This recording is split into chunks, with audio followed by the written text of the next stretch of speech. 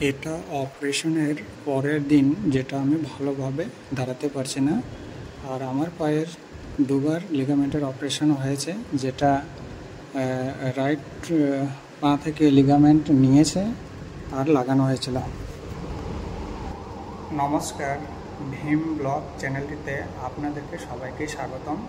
আমি হলাম ভীম, আর আজকের এই ব্লগটিতে প্রথম ভিডিও আমার। আর এই ভিডিওর মাধ্যমে আপনাদের সাথে আমি শেয়ার করতে চলেছি যা আমার পায়ের কন্ডিশন আর লিগামেন্টের অপারেশন করেছি প্রথম দিনের কী অবস্থায় ছিল। তো বন্ধুরা, অবশ্যই সাবস্ক্রাইব করে নেবেন।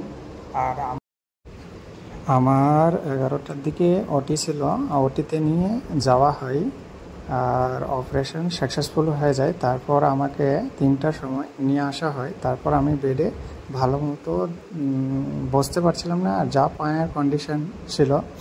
আর অ্যানেস্থেসিয়ার ইঞ্জেকশন দিয়েছিল, যতক্ষণ ইঞ্জেকশনের ছিল ততক্ষণ ব্যথা হচ্ছিল না। তারপর আমি পুরো রাতের সময় এতটাই পেন হয় যে আমি ঘুমোতে পারিনি অপারেশনের প্রথম দিন।